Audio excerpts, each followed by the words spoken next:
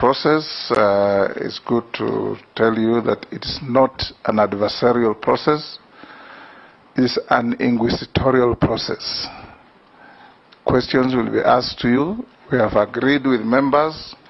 They have to be concise and precise, and we expect from you equally concise and precise answers. We have encouraged every nominee that even if you ask a question that displeases you, suppress your displeasure and just answer it. And we have also agreed with members that we are not here to engage in altercations that don't add value to what we are doing. We would just want to know your suitability to hold the office to which you have been nominated. These are all your colleagues. You have been in this house with them. So fear nothing, and I'm sure they also fear nothing in communicating with you. When questions are asked, they're asked through the chair. And when you answer, you also answer through the chair, to the extent that we don't want you to engage a member unnecessarily, or to feel that a member is being outlandish in dealing with you. Any member asking questions here are questions of the committee, and the answers are answers to the committee, because at the end of the day, the committee will have a verdict on your suitability. So we'll start by asking you a few things. When I finish, I'll invite you to, in less than 10 minutes, maximum 10 minutes, tell us the story of your life before we start with the questions. Do you have a compliance with tax obligations to the state, that is the KRA tax clearance? Yes, I do. You have furnished it with us? Yes. Clearance with the Higher Education Loans Board? Yes, I do. I submitted. Clearance with the Ethics and Anti-Corruption Commission? I submitted, Mr. Chair. Certificate of Good Conduct? It was also submitted. Have you ever been charged and convicted in a court of law? I was charged, but not convicted. Not convicted. Are you a dual citizen, holding a Kenyan passport and a passport of another sovereign? I am a Kenyan citizen by birth. Kenyan citizens become dual citizens with other countries. Are you a dual citizen? No. No, you are not. Very good. What is your net worth? Himaya yako ni pesa ngapi? I'm worth 100 million. 100 million. Do you have any current or anticipated sources of income?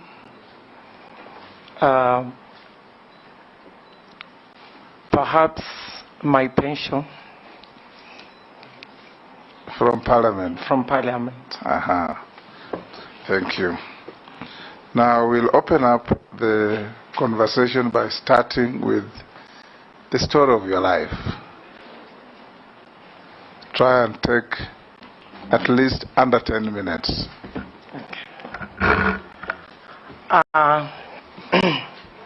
Thank you, Mr. Chairman and honorable members, for giving me this opportunity to be interviewed for this position of the Cabinet Secretary for Public Service, Gender and Affirmative Action. Mr. Chairman, first of all, I would like to take this opportunity to give glory to the Almighty God for favor and grace on me. With profound humility, I thank His Excellency, the President, for nominating me to this office. It is a great honor bestowed on me, the people of Kilifi, and the women of this country at large. Mr. Chairman and honorable members, my name is Aisha Jumwa Karisa Katana. I am a mother of 3 young adults and a very active and strong supporter of my 52 immediate family members in a very diverse capacity. Mr. Chairman, I have walked a journey that has never been a walk in the park for me to be seated before you and these honorable members today. Mr. Chairman, when I contested and lost the 2007 elections for Bahari constituency in the old dispensation, I reflected and took stock. And this is how I made the sacrifice in order to erase the past of ignorance and grace the academic corridors of universities. Mr. Chairman, I went back to school and completed my Kenya Certificate of Secondary Education in 2011. And I proceeded to Jomo Kenyatta University of Agriculture and Technology, where I got my certificate in county governance in 2012. And this was followed by an executive master's of leadership and governance from the same institution in 2015. And in 2021, I graduated with a bachelor's of leadership and management from International Leadership University here in Nairobi. And currently, Mr. Chairman, I registered at African Nazarene University for Bachelor's of Laws degree. And Mr. Chairman, a common theme amongst my courses is leadership and governance. And I took the view that I must improve myself intellectually and spiritually in order to serve the community better. Mr. Chairman, as I have told you, I have come from very far.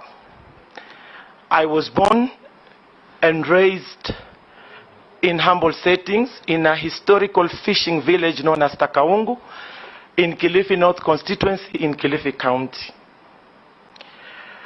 And my parents were poor. They used to struggle to provide for me. Boss yourself. We have all walked the same journey, don't worry. To provide for me and my 27 siblings. So I went to a local school known as Takaungu Primary from 1983 to 1991. And Mr. Chairman, I proceeded to Ganze Secondary School. Regrettably, I had to drop out due to lack of school fees. And Mr. Chairman, I have touched a little bit about my family. And that explains how we used to struggle and the lack of school fees. So, Mr. Chairman, I was at home. There were absolutely no prospects to expand my horizons. So I was just there. And little did I know the sad fate that most of the rural girls face awaited me with open arms: early marriage. So, Mr. Chairman, I got married off. And in that union, I became a mother of my firstborn.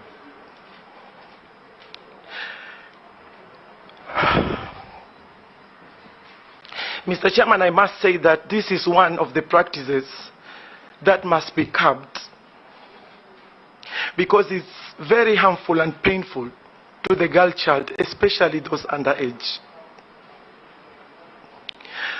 Mr. Chairman, I was not content to be a housewife. So I took a keen interest to matters affecting communities, especially the vulnerable in the society, and becoming a vocal voice in youth, in women, and people living with disabilities. So I decided to join active politics to be able to make transformation in society through policy making. And in 1997, I contested and I was elected the first woman in my community. So I served for 5 years and got re-elected due to my stellar records of development. Elected to what? To MC, to a councillor. And during my second term, I was elected as the chairperson of Kilifi Town Council. Again, the first woman to head that position, to be in that position. Mr. Chairman, in 2013, I was elected the first woman member for Kilifi in the 11th Parliament and served in various departmental committees of Parliament. And in 2017, I was elected the first woman of a single constituency for Malindi in the 12th Parliament. And also I was in various committees of Parliament and a commissioner of the Parliamentary Service Commission. During my tenure, Mr. Chairman, as the member for Malindi, among other projects, I founded Shomani Girls High School. I am happy because this school was proposed and in the process to be registered a national school. This school has given the girls from humble backgrounds to get quality education, Mr. Chairman. And on the same note, I set aside 10 acres of land under the Aisha Jumwa Foundation for construction of a rescue center for the victims of gender-based violence and teenage pregnancies. Mr. Chairman, we all aware that Kilifi was hit hard on issues of early pregnancies and gender-based violence. This what triggered me to come up with that project. 1 minute. And Mr. Chairman, as I have said that I am a commissioner of the Parliamentary Service Commission and also a chairperson of a commission committee on information and public communication. Today, I'm happy to report that with my fellow committee members of the subcommittee and the commission, we have a paperless and digital parliament. So I take credit on that as a transformative agenda that I spearheaded. Mr. Chairman, in my 25 years in public service, I have served my people passionately, diligently, and with utmost regard of the rule of law. Mr. Chairman, I can confidently say that I have the skills, I have the qualifications, I have the experience to excel in the role if given the opportunity. Thank you. Thank you, Honorable Aisha Jumwa. That journey has been walked by many, many people in this room. You are not alone. Thank you. But now we'll ask you about your suitability to serve in the docket you have been nominated by the President, His Excellency William Ruto. I'll give the first shot to the Deputy Speaker, and like I said, direct questions, direct answers, so that we can make good progress. As we do so, when you finish, the Secretariat will want to see your original documents. You can arrange to give them thereafter. Okay. Deputy Speaker. Honorable Aisha Jumwa, I first want to congratulate you upon your nomination for position of Cabinet Secretary for Public Service, Gender and Affirmative Action. I was also choking with tears when I heard your story. Every time I hear it, and I've heard it many times. And that's an amazing journey. I want to ask you something that is the story of every woman in Kenya and many women. And it's a question that I have received many text messages from the women of Kenya. As a woman leader, they look up to you and people like me to answer this question. So one is, what will you do? They say, what will Aisha Jumwa do to be able to curb the challenges that women face? One of them is teenage pregnancies. The other one is gender-based violence. The other one is the high rate of dropout of girls in schools because of lack of sanitary towels, something as basic as that. They want to know what special empowerment programs you have for women. And lastly, what will you do about the 2/3 gender rule that has been very elusive in Kenya? Thank you. Aisha, you note the questions. Yeah. We'll be asking you in batches of 4. Then you answer them in that order. Majority Leader. Thank you, Chairman. Honorable Aisha, we are in receipt of 2 affidavits. I'm sure you're privy to the issues that have been raised there. And one of the issues raised is that you have been charged with the murder of Gumbao Jola during campaigns in 2019 in Malindi. And you had also been charged with the fraudulent misappropriation of about 57 million shillings from NGCDF Malindi. My question is, do you own a gun? And have you ever handled one? That's my first question. The second question, maybe you can appraise us on the status of these cases, and if you are to be found guilty in either of those cases, would you be willing to take responsibility? Thank you. Minority Leader. Yeah, thank you, Mr. Chair, and welcome, Honorable Aisha Jumwa. Mr. Chair, I know I've worked closely with Honorable Aisha Jumwa in ODM for a long time, until the last election when we parted ways, which is normal. But then today I will only perform the task that is entrusted on us as a committee, which is to ask some 1 or 2 questions. Just for clarification, really, in my view. We have seen your testimonials or academic certificates.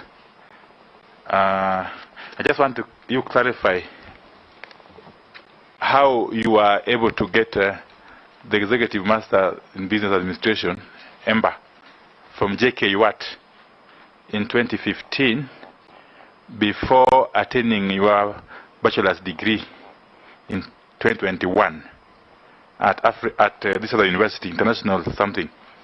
Let me just be sure I'm mentioning what is correct. Yes. African what? International Leadership University. Yes. See, I thought that in academics you graduate from secondary to first degree, probably a second degree, master's, PhD, and so on and so forth. Because I also happen to have earned that same degree from JKUAT some time back. And I remember the condition was that I must present a degree certificate before I could be admitted to that course. Just help us understand that. Okay. Thank you for now. I don't know if the speaker will allow her to answer that. We will allow her to answer that before I can ask a second question. Just ask your second question. She's noting. Okay. A second question, Honorable Aisha Jumwa, is your vision for the public service in the Republic of Kenya. Probably in very few words, if you can help us understand. Thank you. Those are three. The fourth, Robert Mbui. Thank you, Chair and Speaker. Now, I would like the nominee, having been nominated to serve in a high public office, and having been also very visible in public in the campaign trail, and having been a leader for a long time, and noting, Chair, that Chapter 6 of the Constitution is very clear about leadership and integrity, read together, of course, with the Public Officer Ethics Act. I want to bring the attention of this committee to one Nancy Baraza, who was Deputy Chief Justice, whose crime at one time in one of the malls was to poke her finger on the nose of a security guard, and that cost her her job. Now, the nominee in question here has been named in several cases. A case to do with murder that occurred in a home of an opponent where she stormed together with her team. A case of misappropriation of NGCDF funds. A civil case by Mr. Devshi Naran Kambi for fraudulent acquisition of his land. And not to forget numerous verbal altercations, Mr. Speaker, that we have seen publicly. And also noting that this was a nominee of the ODM party to the Parliamentary Service Commission, who went against the wishes of that party for the last 5 years. Are her transgressions any less than that which was committed by Nancy Baraza? And is she willing to be fair and accept the challenges of this leadership and integrity chapter, and maybe step aside from this position? Aisha, answer those four. Thank you, Mr. Chairman. And perhaps I should start with the one for Honorable Ichungwa. Honorable Ichungwa, I don't own a gun, and I have never in my life applied for a gun. The second one is to appraise on the cases, or to inform the committee on the cases that are in court. Mr. Chairman, it is in the public domain that, as I have been saying, these cases were politically motivated, and I still stand strong and saying it again here that they were politically instigated, and I'm happy because this country is a country of laws. The DPP dropped the case that is touching on the misappropriation of funds for the NGCDF, and on the second issue of the murder case, Mr. Chairman, first I want to empathize with the family. Indeed, there was a loss of life. It was unfortunate, but again, Mr. Chairman, as I have said, I am clear in my mind that I never shot anyone because I don't own a gun. I'm not a gun holder. and I don't know even the names of the guns in this country. The weapons that this country possesses, I don't know the names. So, also there are 3 witnesses that so far have testified in court, and none of these witnesses mentioned my name. And again, there was a ballistic report which is in the public domain that my name was not in any way mentioned on the same. So, Mr. Chairman, I want to say I am innocent, as the Constitution suggests the presumption of innocence until proven guilty. I still hold on that, Mr. Chairman. And on the issue of my bachelor's, my executive before the bachelor's, Mr. Chairman, this is not a master's degree, but it was a special course that we were given after doing our certificate in county governance, and I think it's a course that is recognized, and that is how I got admitted to do my bachelor's in International Leadership University. That is the much I can say, Mr. Wandai. And you've asked me, Mheshimiwa Wandai, through the chair, to say a little word about the vision to the public service. Mr. Chairman, I want to say that my vision to the ministry and the public service is to make sure that is to see a public service that is citizen focused and flexible with a national outlook. Mr. Chairman, Mheshimiwa Mbui Robert, I think by answering Mheshimiwa Kimani Chungwa, I have also served your question. Mr. Chairman, I want to now take Madam Sholei's question on early pregnancies, GBV. Madam Sholei and Deputy Speaker, GBV is in many forms, including the early pregnancies. And as a victim, as I have said in my opening speech, this is something that it is an issue that if given the opportunity to head this docket of public service, gender and affirmative action, I'll be making sure that a program is rolled on matters engaging the communities and more so the parents and families, because on the matters of early pregnancies, from my experience, is that these sometimes happen even in our homes with people that we know better, like our uncles and sometimes our dads.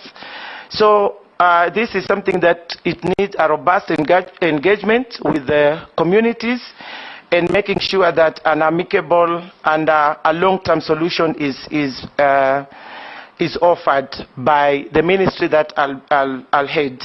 And on the sanitary pads, I want to say that during the signing of the Charter on Women with our President, I want to say that this was broadly mentioned, and our President, through the ministry, fund will be set aside to make sure that sanitary pads are available and girls remain in school.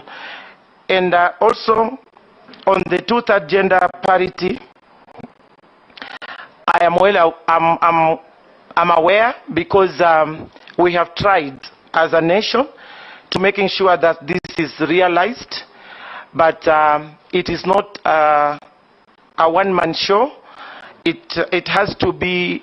I will have to bring together all the ministries and parastatals and the yes, including Parliament, to making sure that this is realized, Mr. Chairman, because on the appointive, in this line, things are working well, but when it comes to elective positions, there's a challenge. And we have tried, and if given this opportunity, I'll come back to Parliament to actually see already the bills that were proposed. There is Duale Bill 1 and 2, there is Sholei and Chepkonga. So I think bringing this together and new ideas that I will bring forward with partners, I think, Mr. Chairman, this might perhaps give a new life. Yes, Robert Mbui. Chairman, thank you, Chairman, for the indulgence. Because these proceedings are live and people heard my question, I would like to just clarify that she didn't really answer my question because she hasn't addressed the matter of PSC, she has not addressed the matter of the civil case on the land matters, and the comparison between her transgressions, minor as they may be, versus Nancy Baraza's. Thank you, Chair. On the land matter, Mr. Chairman, I'm aware that there was an agreement. I was buying a property from Naran, and there was a dispute, and this matter was is in court, and I don't want to discuss the merits and demerits of the matters. So I think I will leave it there, and there's also affidavit that I've also done on the same in matters. My response. Yes, Jeanette? I thought you had... no, I wanted to contribute. You want to... Yeah. Okay. Now I'll give you, then Owen. Okay. And this side, Mary. I thought we agreed in our ground rules that there's no soliciting. Yes, and Mukami. There's another one. Sorry, Mr. Chairman. There's another one. There's another question from Robert on the verbal utterances. Yeah, I want to tell my brother that I have learned since I was mentioned by my name was mentioned by His Excellency on this docket. I tried to learn some few things from the ministry, and I've learned some their terminologies that I want to share with you, and that I will carry when I'm given the opportunity. There's a word known as dignified silence, and a high level of tolerance, and restraint. So I think that was then. Going forward, I will be behaving like a CS for public service and gender. Dignified silence. Dignified silence. And high level of tolerance. And high level of tolerance, Mr. Chairman. Okay, let's take Jeanette, Owen, Emase, and Mukami. Thank you, Chair. Chair, I want to admit that Aisha Jumwa Katana is also my friend. We have done politics together, but today we are on another suitability and other things, as you've said. So, Chair, the question I wanted to put to the nominee is that, Chair, I know that she has given us her background and her story, and I empathize with her. That is the journey of all of us. Even some of us went through the same journey to where we are. But, Chair, she is now joining the cabinet of the Republic of Kenya. She's not going to that other offices that she talked about. And Chair, the cabinet is one of the highest is the highest decision-making organ of the country. For that reason, it has to have the right men and women who can deal with things effectively and properly as required by the law. Chair, if you look at the documents presented by Honorable Aisha to this committee, one of the documents that was required is a certificate of good conduct. Certificate of good conduct. Good conduct. But that certificate of good conduct is saying she has a murder case. I agree with her, some of these cases might be politically instigated. But Chair, now that those matters are before a competent court of law, the court will decide. The courts have brains also. They will say this has no evidence, this was politically instigated, and they will dismiss the case. Don't you think, through the chair, Madam Nominee, that it is good for this country, for the image of this country at the level of the cabinet, for you to stay aside until those cases are determined by the courts, so that after that, when you are clean now, because even the people who have the cases against you, like Ngumba Ujola, what do you think they are feeling today when you are seated here, we are vetting you for a cabinet position, and they have no recourse for the death of their father? And look at the Constitution, Article 73. Authority assigned to state officers is a public trust to be exercised in a manner that demonstrates respect for the people, brings honor to the nation and dignity to the office. That is the office of the Cabinet Secretary. And lastly, promotes public confidence in the integrity of the office. Do you think when all these cases are hanging, and I'm not judging you, I'm not saying you're guilty of those cases, but I've told you they are before a competent court of law, and I'm sure the court will decide. Don't you think you will not attract dignity and integrity to the office you want to occupy when those cases are on your neck? Thank you, Mr. Chair. Thank you very much, Mr. Speaker and Chair. Aisha Jumwa, you come from a very humble background, a difficult background indeed, but you've beaten a lot of odds because of your strength, and today you are here. You have also been accused about many things, and they still come, those accusations. But even Uhuru Kenyatta and William Ruto were accused of the same things before they became president and deputy president. So I want you to take courage, but also to ask you, where do you draw your strength such that you're here today after such a long journey? Thank you. Chair, now that we are in public vetting, Chair, through you, my colleague has said that President Uhuru and President Ruto, those ones who are going for elective positions when they have those cases. What we are discussing now here is a appointive position. Chair, through Chair, I want to tell Honorable Junet, it is one and the same. They are serving the same Kenyans. Your chances will come. Baya, have you finished? No, I'm still finishing. So my first question is, where do you... I'll indulge you with one more. Just ask one more. Yes, so where do you draw your strength, and how would you use your strength in running a ministry if you are appointed, if this committee confirms you? Secondly, you have been a member of parliament, a women MP, including a commissioner. These are very high-profile jobs. What experience do you bring to the public service ministry after serving in all this as you go forward?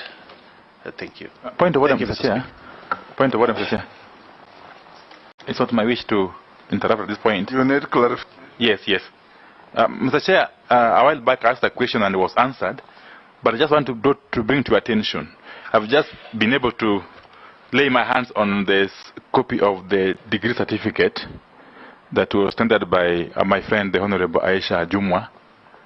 In fact, this must be clarified, even by the university perhaps, because the degree is very clear that this is Jomo Kenyatta University of Agriculture and Technology, and this is to certify that Aisha Jumwa Karisa Katana, having satisfied all the requirements for the award of the degree of Executive Master of Leadership and Governance was admitted to the degree at a congregation held at this university on Friday, on 2015. Mr. Speaker, on the face of it, this is a degree certificate. I am still. I'm on a point of order. No, he's clarifying. I'm also informing. Yeah, I just want to be guided, Yes, Mr. Speaker, because this is a House of Records, and we are dealing with a national issue before live Honorable TVs. members, you have something to say. We agreed on the ground rules. Raise your tag. I will notice you and give you after the Honorable Wandai. Yes. So, Mr. Speaker, it requires further clarification, either from the nominee or from the university, whether this is a mere certificate, course, or an Executive Master of Leadership and Governance, which is a degree according to this certification. So that is important. Certificate from KQ, Kenya Qualifications Authority. Yes. There's a certificate from Kenya Qualifications Authority. It's not enough for you to mumble to your neighbor, please. Thank you. Thank you, Mr. Chairman. Mr. Chairman, I think this is in the public knowledge. It's in the public domain. What this executive master of whatever it is, given by Jomo Kenyatta, given by Moi University, these actually are not academic certificates. These are sort of honorary to businessmen, to leaders, to people like this. Because I've also witnessed that, in fact, many people have been given this, not through the academic path, but through some short courses that you enlist, you pay fees for, then you will get awarded. So really, we can't make an issue. Even the title itself is crazy. It's executive master. It's not a master's degree in anything. It's something that is decorative in nature. Let's proceed, gentlemen and ladies, honorable members. At the end of the day, you will have a say on this degree. Number one. Number two, is not the foundation upon which he has been nominated to this position. So it's really, if it turns out not to be a genuine degree, it's neither here nor there. We leave it to the agencies that deal with matters of this nature. The very most we can do is ask the quality assurance in education agency to tell us what it is. Not a requirement. Like I said, there is no requirement to have a degree to be nominated to be a cabinet minister. That is one. And number two, if the Honorable Aisha brings degrees that are not degrees, consequences are known. Yes. So, Baya, you're finished. Let's go to the next, Emase. Thank you, Chair. My question to the nominee, I know if we approve you, you will be the substantive minister in the public service. Unemployment is a very serious problem in this country. In fact, we have gotten to a level where questions being asked are, whom do you know where for your daughter or son to secure employment? Actually, it has gotten to a level where even to secure a clerical position in some of these government institutions, you're being asked for some kind of bribe to secure that employment. So, and now the question I want to ask you, there are communities in this country that have been marginalized, like the Teso community where I come from and many other small tribes in this country. So if you do not have a person from that community as a minister, as I don't know, a CEO, as whatever, it means then that their children would never be employed anywhere. And so poverty will continue. So my question to you, just like I've put it, over the years, recruitment in the public service has been marred by corruption, nepotism, tribalism. The current composition of the public service does not reflect the face of Kenya. What strategies do you have in place, or shall you employ, or what affirmative action are you going to undertake to ensure that equity and equality are seen to be exercised in placements, in recruitment? Thank you.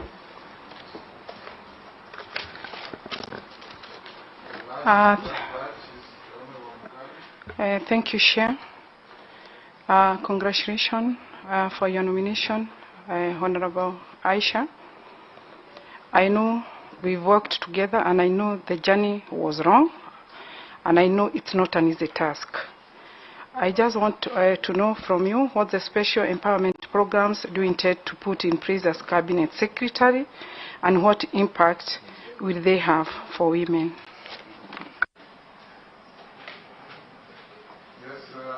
Can you answer those four? Thank you. Including the one by Wandai.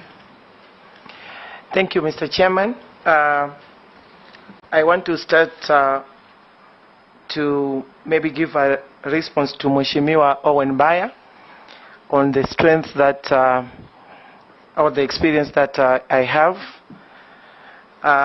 Mr. Baya, what I can say is that I'm a law-abiding citizen, and now going to this ministry with your approval, Mr. Chairman and members and Parliament.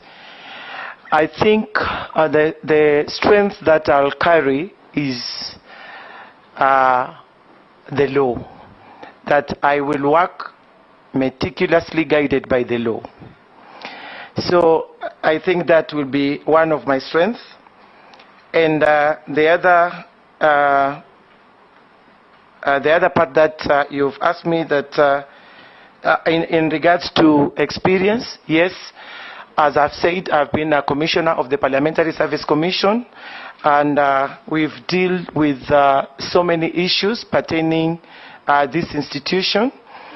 And I think there is no big difference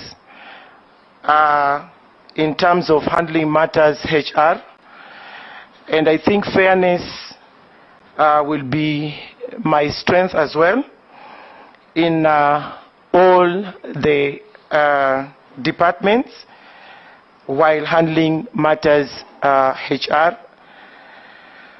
And on Madam Mary Emase on job on recruitment and job opportunities when arises, I want to say that under Article 232 of the Constitution, when you go down to H, it is H, there is I and G.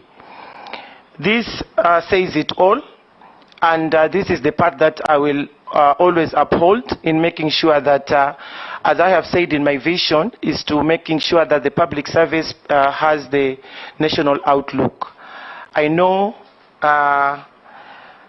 when you look at the public service generally, you will find that there are some tribes in this country which have dominated public service, yet the small tribes or the marginalized or even the marginalized have no space. But I want to commit that if given the opportunity to be the CS for public service, I'll make sure that Kenya is one, and all the tribes will be seen and will be given opportunity.